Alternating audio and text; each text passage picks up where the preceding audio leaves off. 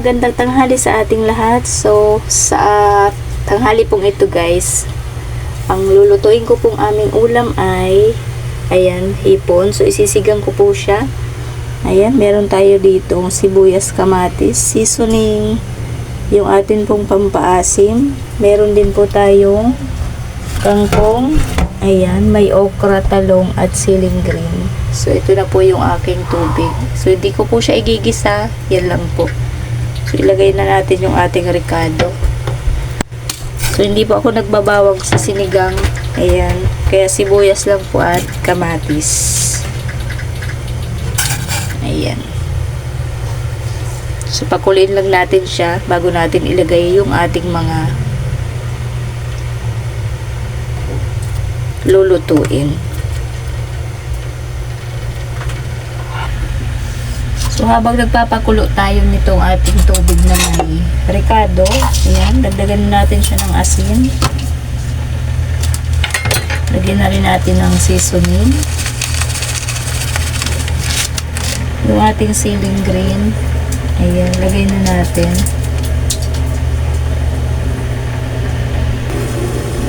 Check natin. Ayan, kumulo na siya. So, ilagay na natin guys yung ating hipon.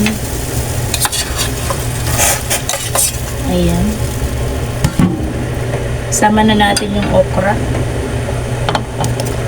Kunti lang yung sabaw dahil kaunti rin lang naman po yung hipon. 1/4 lang naman yung aking nabili. So, ayan. Sa hipon po kasi, hindi ako masyado sa nag-uulam ng hipon. Sabaw lang po at gulay ay okay na sa akin. Parang naaabala kasi ako ng pagkain pag mga naghihimay-himay. Ayan. Kaya po may gulay. Okay na sa akin yung gulay at sabaw. Ayan, takpan natin siya ulit para maluto yung hipon at okra. Tagal kasi lumambot yung okra. Check natin. Okay. Ang bango ng hipon. So, ayan, luto na yung hipon.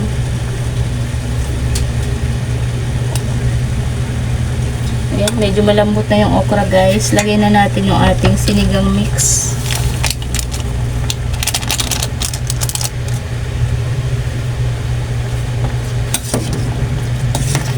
Sarap ng sabaw. Bango. Timplahin na natin.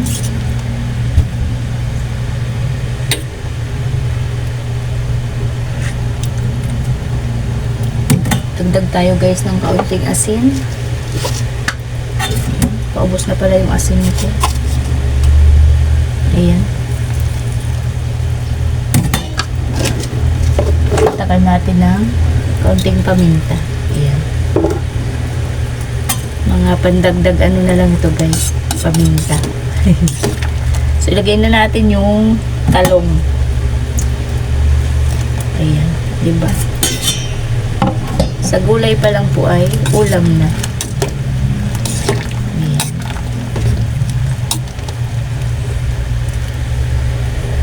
Lagyan na natin yung ating kangkong.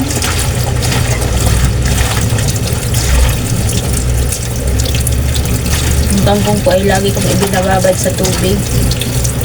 Kasi hindi patulad sa probinsya, alam natin kung saan kinukuha. Dito hindi natin alam kung saan nila ito tinatanim.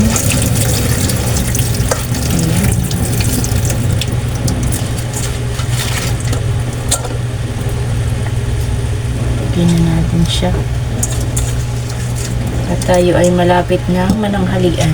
Tanghali na po.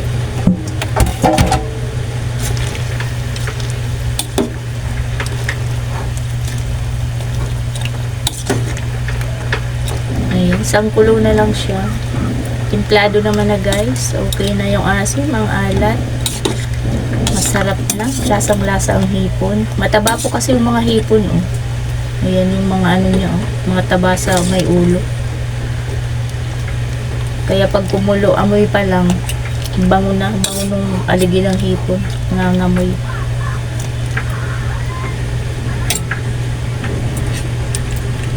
So, takpan natin ulit para kumulo siya.